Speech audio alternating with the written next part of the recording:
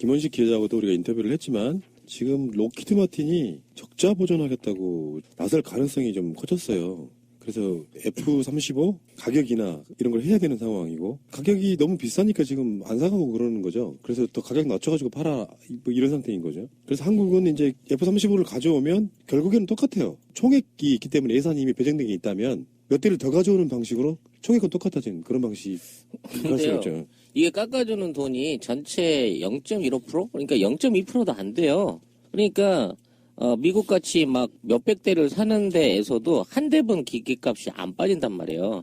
그러니까 우리 같은 도입 수준 안에서는 사실상 정해진 예산 안에서 이걸 준다고 하더라도 반대도 더 살 돈이 안 남아요. 그래요? 근데 이 발표에 붙여가지고 우리 언론의 교묘한 술책은 자 이렇게 해서 기계값이 싸졌으니 20대 정도를 추가 구매할 수도 있다. 고려해 볼 수 있다. 이런 내용의 리테일을 달아요. 이건 개사기인 거야. 그러니까 트럼프가 미국 공군이 록히드 마틴으로부터 F-35 90대를 구매하는데 전체 총액에서 약 6억 달러. 우리나라 돈으로 약간 7천억 원 정도를 못 줘, 깎아줘 이렇게 된 거. 그러니까 200억 달러 중에 6억 달러 깎은 거예요. 너무 세 발의 피 아니야? 그러니까 이 정도 세 발의 피를 깎았는데 사실상 록히드 마틴에게 확 재정적으로 조이는 수준이 아니라 니네들이 성의 좀 보여봐라는 수준에서 양보를 받아낸 정도인데 이걸 이용해서 받아 쓰는 우리 애들은 자 이제는 F-35가 싸졌으니 사실 원래 비싸서 더 많이 샀어야 되는데 우리가 조금만 사기로 했던 거니까 지금 이제 가격이 좀 떨어졌다고 하니 추가 구매도 생각을 해봐야 된다라고 기사를 달고 있다고. 그렇죠. 그러니까 40대를 할인을 받는데 그게 총 195억 원 한국 돈으로 간단하게. 네, 40대 10년간 연간 4대씩 구입을 하는데 이게 총 10년간 할인액이 195억 원밖에 안 됩니다. 한 대 값도 안 되는 거야? 네, 로비 값도 안 되는 거예요. 10분의 1대 값도 10분의 안 1 정도 되죠. 안 되죠. 근데 내가 봤을 땐 이런 것이 있는 것 같아.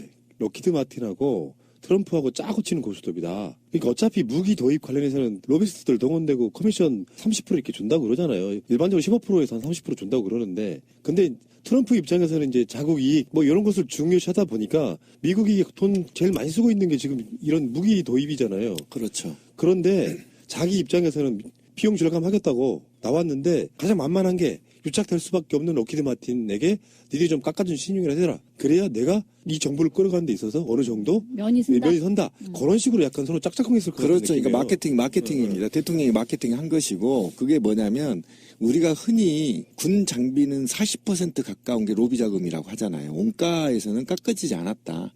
로비 자금이나 운용 자금에서 어느 정도 깎아준 것이고 아까 찌라시님 얘기했지만 40대에서 195억 깎아주는데 한 대당 뭐 얼마에 몇 억 깎아주는 건데 그게 얼마나 편합니까?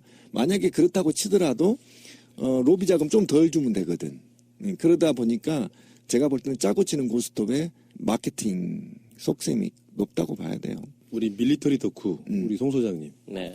이런 것에 대한 그 전반적인 견해를 한번 고견을 듣고 싶습니다. 지금 미국이 발주를 하는 F-35는 세 가지 종류가 있어요. 그래서 공군용이 있고 해병대용이 있고 해군용이 있습니다. 이게 공군용, 해군용, 그 해병대용은 각자 용도가 달라요. 이게 공군용은 우리가 쓰는 거랑 비슷한 건데 우리보다 훨씬 첨단 장비가 많이 달렸죠. 해군용이나 해병대용은 일본군이 주로 취득을 해서 갖고 가는 건데 이게 이제 수직 입착륙이 가능할 수 있는 특별한 옵션들을 붙여 갖고 가는 거예요. 그러니까 전반적으로 가격들이 다 다릅니다, 사실상으로.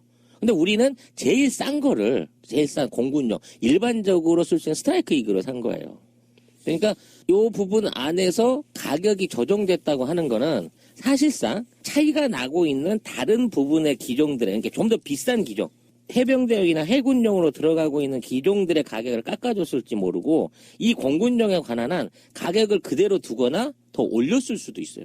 이거는 총액에서 깎아줬다는 얘기이기 때문에 일관적으로 깎아줬다든지 얼마를 깎아줬다든지 구체적인 내용이 없는 거거든요. 그러니까 이런 구체적인 발표가 나지 않은 상태에서 F-35 가격이 떨어졌다라고 공개적으로 얘기하는 거는 시기상조라는 거죠, 우리 입장에서는. 그리고 미국한테 도입되는 F-35, 그러니까 미국이 받아보는 F-35하고 일본이 받아보는 F-35하고 우리나라가 받아보는 F-35는 옵션이 달라요. 기분 나쁘다. 예. 아니 그 냉장고 이런 가전제품도 백화점용이 더 좋다면서요. 그런 것도 있고요.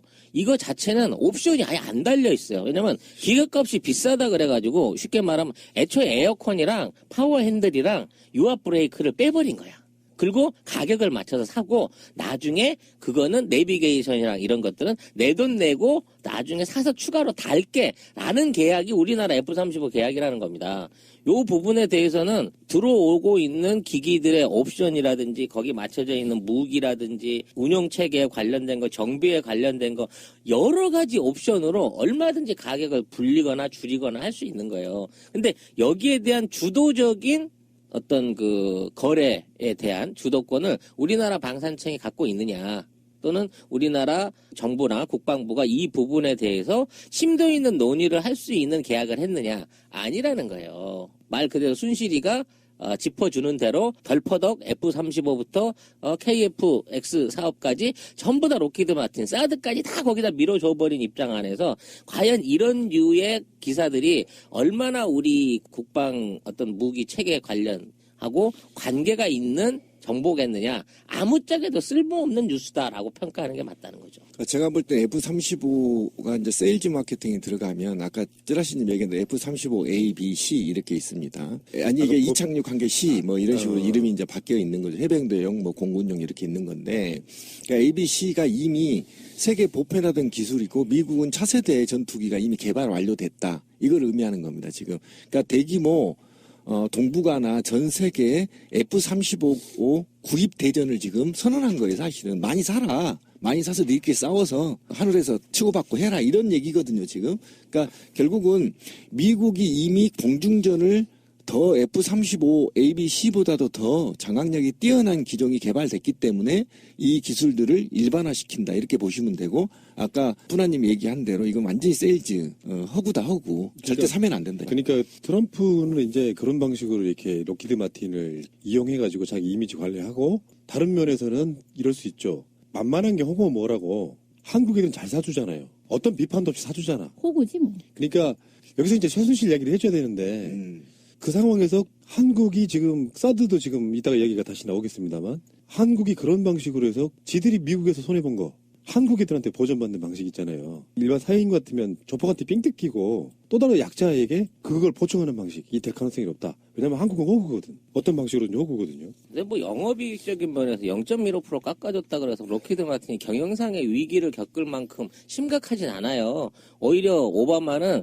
인수를 안 하려고 그랬다고 이 비행기 자체를 안 살라고 했는데 트럼프는 가격 0.15% 깎는 조건으로 해서 이걸 사주겠다고 확정을 해주니까 오히려 이거는 록히드 마틴한테 고마운 얘기고 짜웅이 있다. 둘이. 요걸로 갖고 이제 이제 기계값 싸졌고 아유 록히드 마틴이 이번에 성심성의껏 가격을 깎아주냐고 경쟁이 힘드니까 니네들이 좀 많이 도와줘 라는 식으로 우리한테 얘기를 한다는 거지. 나는 근데 그게 두려운 게 미국이 이런 식으로 이제 지금 이 F-35 같은 경우도 버전은 계속 좋아지고 새로운 비행기가 개발되고 그러는데 창고에 지금 재고가 쌓인 거 아니에요. 그렇죠. 그것도 이게 천문학적이잖아. 이런 그 전투기 하나가 뭐 우리가 말하는 것처럼 냉장고 한 대 사는 거랑 다르잖아요.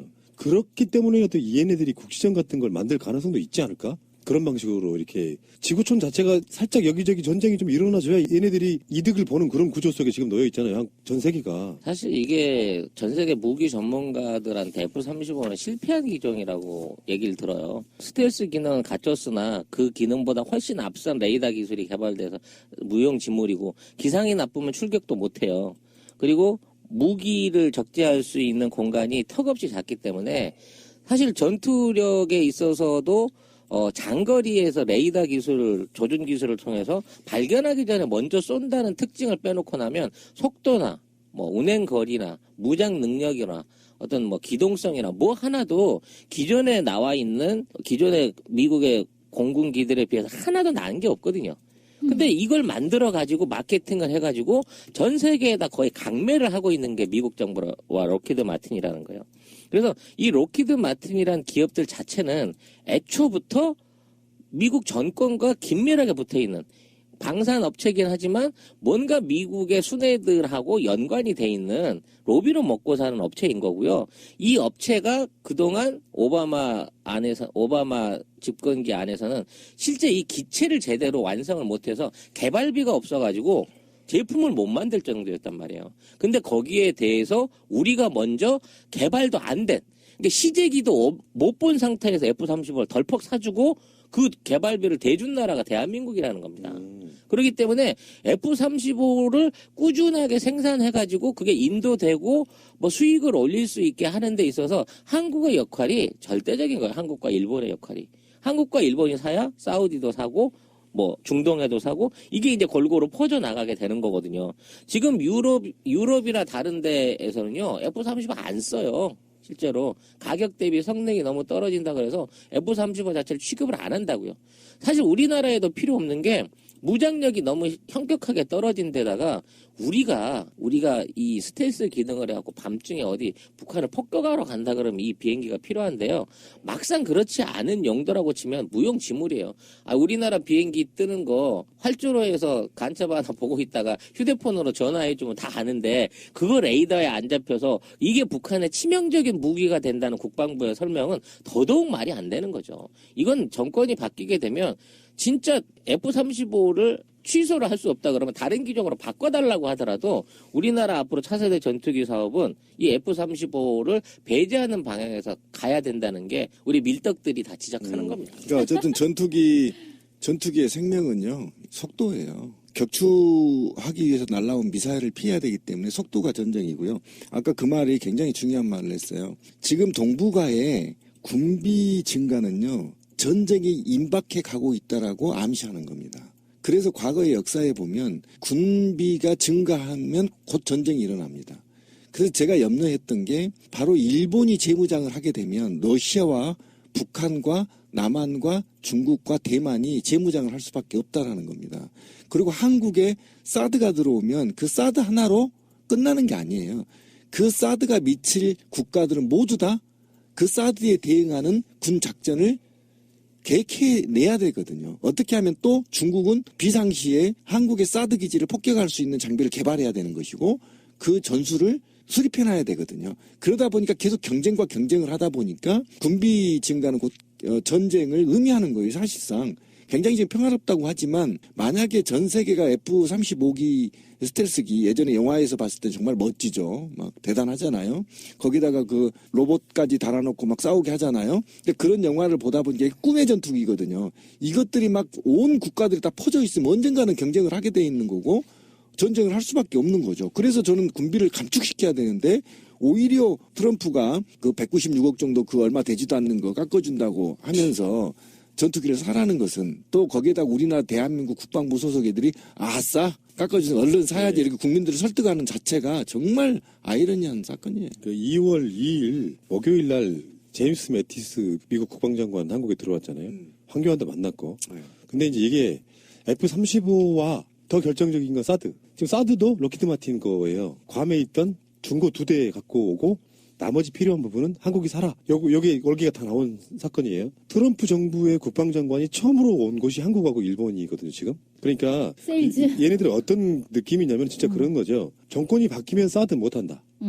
지금 야권 주자들이 뭐 여러 가지 뭐 말을 돌려서 하고 있기도 하고 직선적으로 하고 있기도 하고 여러 가지 반응이 있지만 현실적으로 박근혜 때도 못했던 사드를 정권 바뀌면 못해요. 어떻게 할 수 있겠어? 예를 들면 문재인 정부 들어섰는데 성주에다가 사드 배치하기로 했으니까 해? 이게 가능해요? 이건 불가능하다고 보고 어떻게든지 로키드 마틴을 위해서 제임스 매티스나 트럼프가 세일즈로 띄워줘야 되는 상황인 거죠. 황교안 만나면 분명히 사드 이야기를 가장 먼저 꺼냈을 가능성이 높아요.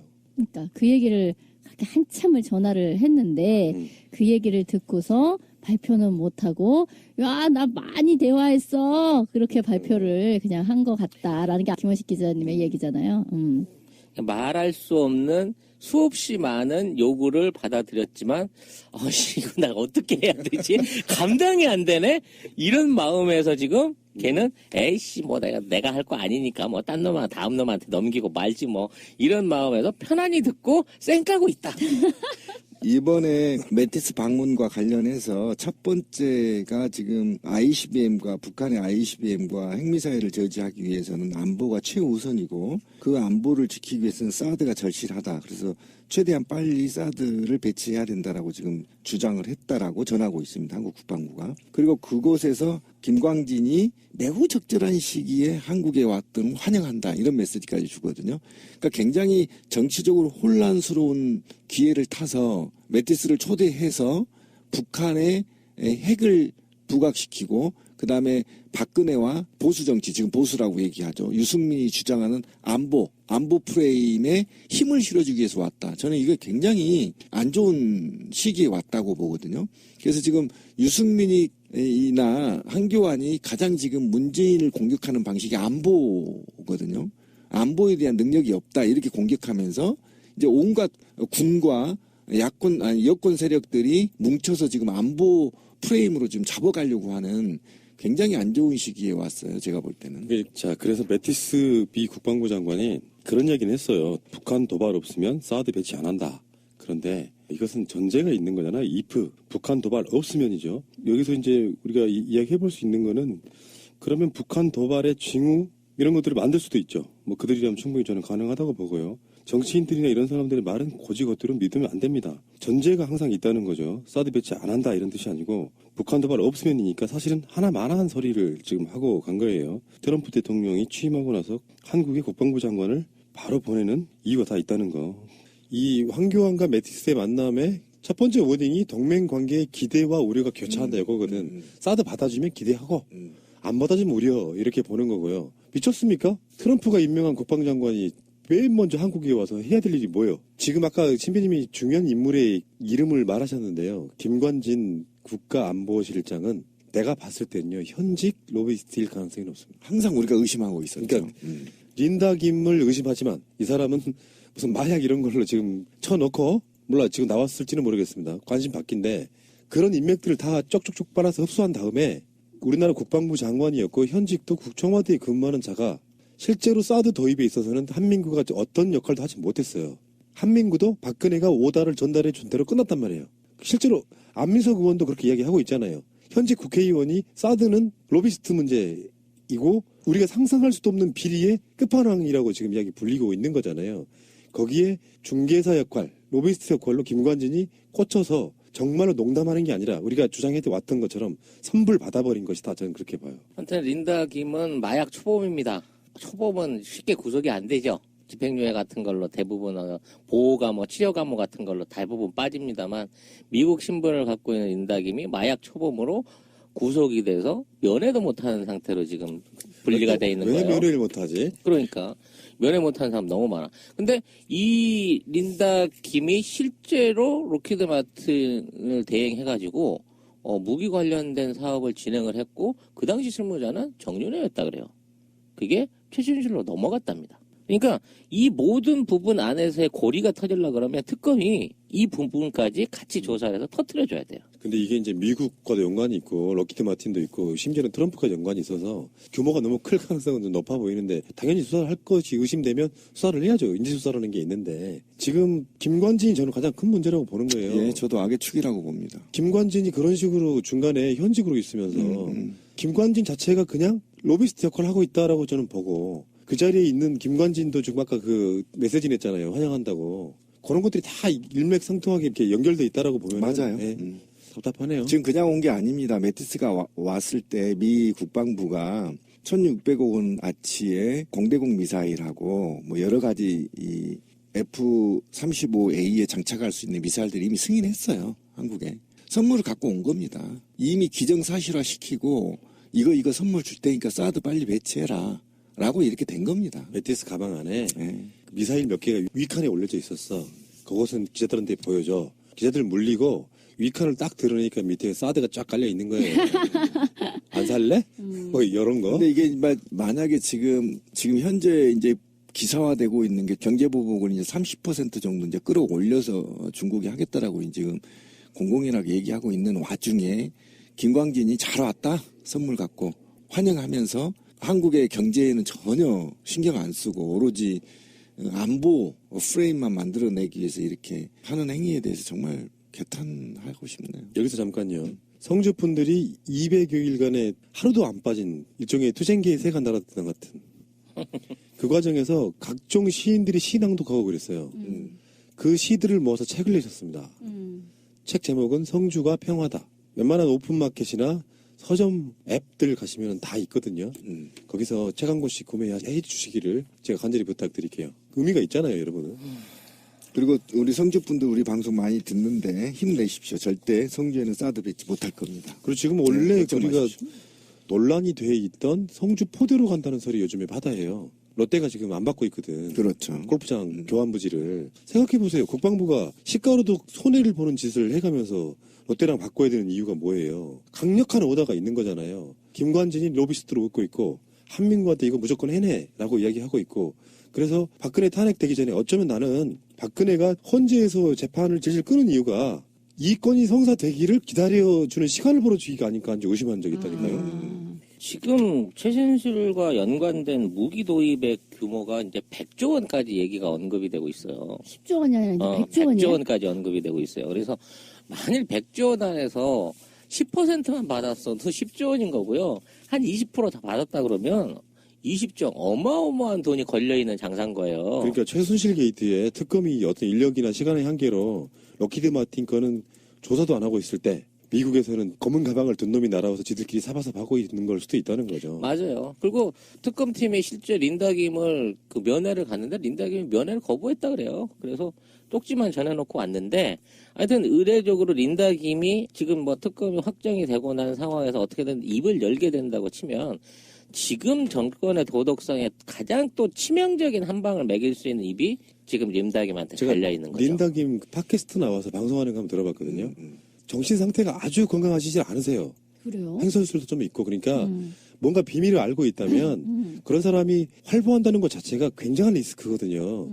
어떤 기자를 만나서 무슨 얘기를 할지를 몰라. 그들의 어떤 은밀한 결의에 어느 정도 증인은 될 수 있는 사람인 거라고 저는 보거든요. 희미하게나마. 다 보지는 못했더라도. 그러니까 지금 저렇게 가두는 게 아닌가 이런 생각이 들고 사실상 최순실 게이트의 수사 이것의 완성은 국방, 로비, 그러니까 사드랑 관련된 게 아닌가 이런 생각을 해볼 수 있잖아요. 그렇죠. 그리고 어쨌든 지금 미국 국방부 장관이 탄핵 정국에서 이렇게 혼란한 한국 전국에서 이렇게 무기 장사를 하는 건 뭔가 박근혜가 탄핵되기 전에 마무리 지어야 할 계약 관계가 있기 때문에 서둘러서 온 거지 그냥 온 게 아닙니다. 그 친구들이 뭐 놀러 오는 것도 아니고 뭔가 다 뒤에 다 로비리스트들이 있고 이게 다 계약 관계가 있어서 오는 것이지 이 혼란 전국 속에서 그러니까. 왜 오겠습니까? 다 이게 마무리 지어야 할 게 있기 때문입니다. 주고받을 게 있기 때문에 그러면 정리하러 온 겁니다. 그럼 콤보가 있네. 그럼요. 트럼프가 전화한 이유, 국방장관이 오는 이유가 다 다리 놔주고 이렇게 밑밥 깔아주는 거네요. 럭키드 마틴하고 직접적인 면회를 하고 이따위 발표를 한 그 이면에는 0.15% 가격 깎아줬습니다. 그 얘기만 주고받지는 않았을 거란 말이에요. 좀 더 농밀한 얘기가 나갔고 자, 한국에 있는 무기 도입권에 관한 전체적인 규모가 이 정도니 자, 트럼프 정부에서 만일 도와주신다고 하면 또 이렇게 자금을 내놓겠습니다. 라는 정도는 법적으로 합법적인 거야. 이렇게 미국에서는. 따지면요. 미르와 K스포츠는 그냥 박근혜 소일거리였을 가능성이 있어요. 실제 진짜 큰 정말 그보다 수백 배 큰 규모는 분명히 무기 거래에 있었을 가능성이 높다라고 보는 거죠. 뭐 조금 사족이지만 저는 개인적으로 현재 그 거론되고 있는 미르나 K재단은 말 그대로 순수하게 최순실이 연결돼서 만들어진 어떤 자본 관리고 자금 세탁용. 그 이외에 박근혜가 고유로 갖고 있는 자금의 부분은 아직 우리 사법부라든지 검찰이 못 건들고 있는 게 아닌가 싶어요.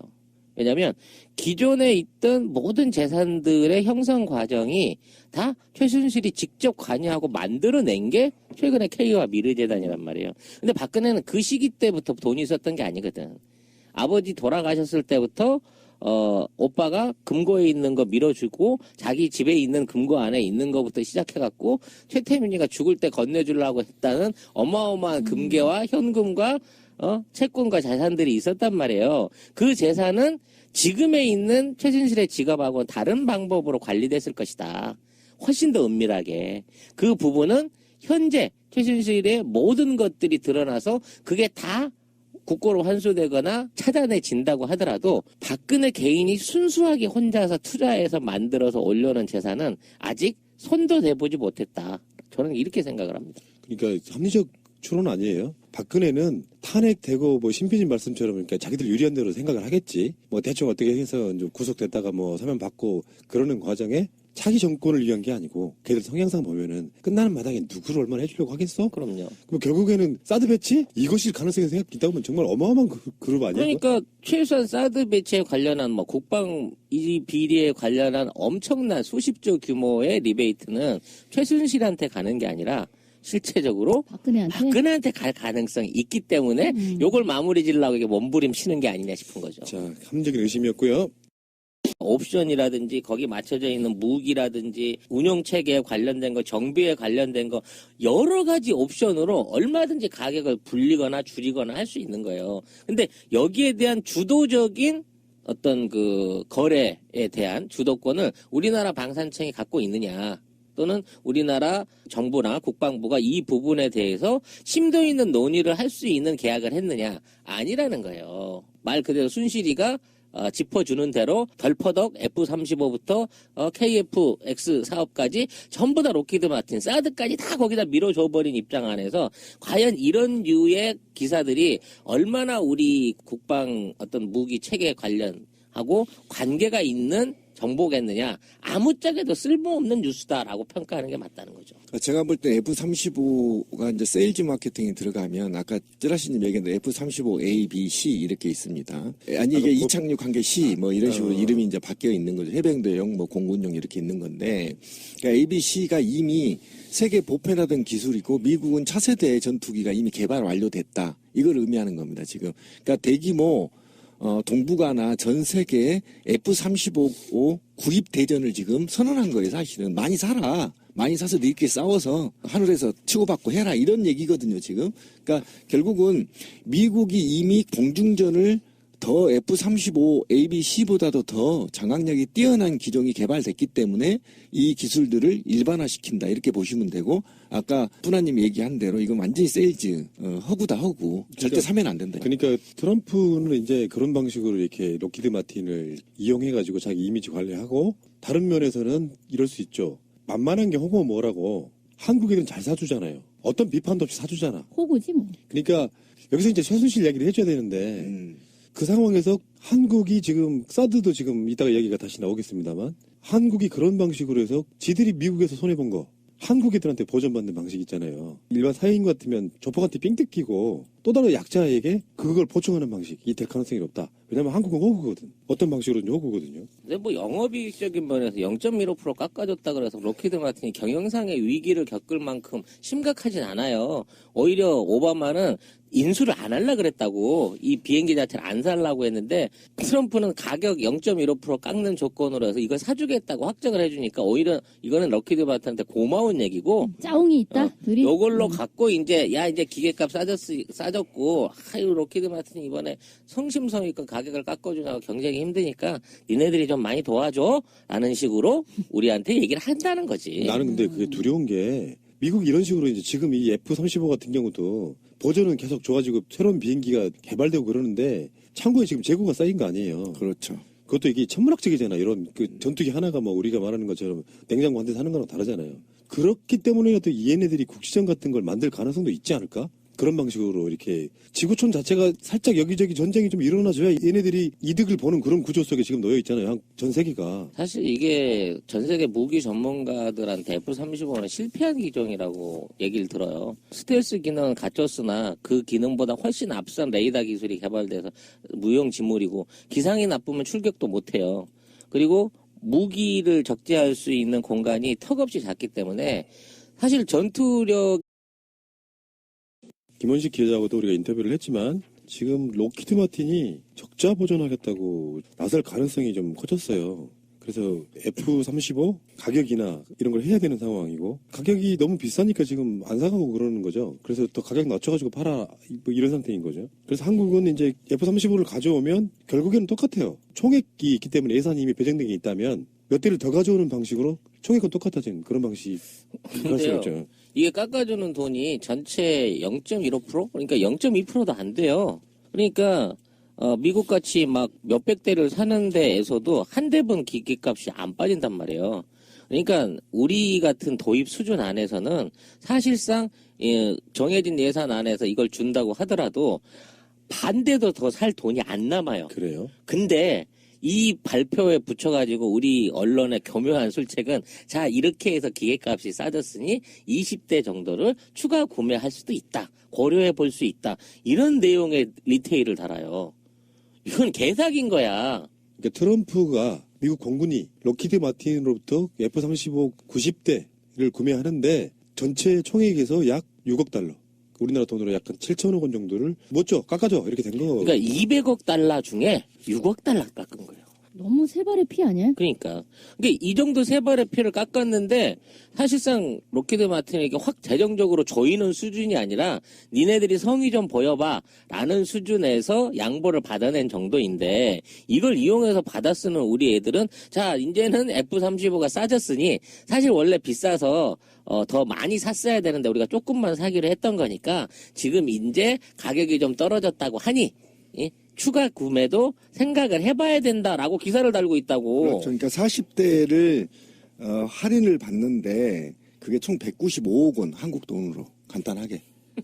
네, 40대 10년간 연간 4대씩 구입을 하는데 이게 총 10년간 할인액이 195억 원밖에 안 됩니다. 한 대값도 안 되는 거야? 네, 로비값도 안 한 됩니다. 10분의 1대 값도 10분의 안 1 정도 안 되죠. 되죠. 근데 내가 봤을 땐 이런 것이 있는 것 같아. 록히드 마틴하고 트럼프하고 짜고 치는 고스톱이다. 그러니까 어차피 무기 도입 관련해서는 로비스트들 동원되고 커미션 30% 이렇게 준다고 그러잖아요. 일반적으로 15%에서 한 30% 준다고 그러는데 근데 트럼프 입장에서는 이제 자국 이익 뭐 이런 것을 중요시하다 보니까 미국이 돈 제일 많이 쓰고 있는 게 지금 이런 무기 도입이잖아요. 그렇죠. 그런데 자기 입장에서는 비용 절감하겠다고 나왔는데 가장 만만한 게 유착될 수밖에 없는 록히드 마틴에게 니들이 좀 깎아준 신용이라 해라. 그래야 내가 이 정부를 끌어가는 데 있어서 어느 정도 면이 쓴다. 면이 선다. 그런 식으로 약간 서로 짝짝꿍했을 것 같은 그렇죠. 그러니까 느낌이에요. 마케팅입니다. 대통령이 마케팅 한 것이고 그게 뭐냐면 우리가 흔히 군 장비는 40% 가까운 게 로비 자금이라고 하잖아요. 원가에서는 깎아지지 않았다. 로비 자금이나 운용 자금에서 어느 정도 깎아준 것이고 아까 찌라시님 얘기했지만 40대에서 195억 깎아주는데 한 대당 뭐 얼마에 몇 억 깎아주는 건데 그게 얼마나 편합니까? 만약에 그렇다고 치더라도 로비 자금 좀 덜 주면 되거든. 그러다 보니까 제가 볼 때는 짜고 치는 고스톱의 마케팅 속셈이 높다고 봐야 돼요. 우리 밀리터리 덕후 우리 송 소장님 네. 이런 것에 대한 그 전반적인 견해를 한번 고견을 듣고 싶습니다. 지금 미국이 발주를 하는 F-35는 세 가지 종류가 있어요. 그래서 공군용이 있고 해병대용이 있고 해군용이 있습니다. 이게 공군용, 해군용, 그 해병대용은 각자 용도가 달라요. 이게 공군용은 우리가 쓰는 거랑 비슷한 건데 우리보다 훨씬 첨단 장비가 많이 달렸죠. 해군용이나 해병대용은 일본군이 주로 취득을 해서 갖고 가는 건데 이게 이제 수직 입착륙이 가능할 수 있는 특별한 옵션들을 붙여 갖고 가는 거예요. 그러니까 전반적으로 가격들이 다 다릅니다, 사실상으로. 근데 우리는 제일 싼 거를 제일 싼 공군용 일반적으로 쓸 수 있는 스트라이크 이그로 산 거예요. 그러니까 요 부분 안에서 가격이 조정됐다고 하는 거는 사실상 차이가 나고 있는 다른 부분의 기종들에 그러니까 좀 더 비싼 기종 해병대용이나 해군용으로 들어가고 있는 기종들의 가격을 깎아줬을지 모르고 이 공군용에 관한 한 가격을 그대로 두거나 더 올렸을 수도 있어요. 이거는 총액에서 깎아줬다는 얘기이기 때문에 일관적으로 깎아줬다든지 얼마를 깎아줬다든지 구체적인 내용이 없는 거거든요. 그러니까 이런 구체적인 발표가 나지 않은 상태에서 F-35 가격이 떨어졌다라고 공개적으로 얘기하는 거는 시기상조라는 거죠, 우리 입장에서는. 그리고 미국한테 도입되는 F-35, 그러니까 미국이 받아보는 F-35하고 일본이 받아보는 F-35하고 우리나라가 받아보는 F-35는 옵션이 달라요. 기분 나쁘다. 예. 아니 그 냉장고 이런 가전제품도 백화점용이 더 좋다면서요. 그런 것도 있고요. 이거 자체는 옵션이 아예 안 달려 있어요. 왜냐면 기계값이 비싸다 그래가지고 쉽게 말하면 애초에 에어컨이랑 파워 핸들이랑 유압 브레이크를 빼버린 거야. 그리고 가격을 맞춰서 사고 나중에 그거는 내비게이션이랑 이런 것들은 내 돈 내고 나중에 사서 추가로 달게 라는 계약이 우리나라 F-35 계약이라는 겁니다. 요 부분에 대해서는 들어오고 있는 기기들의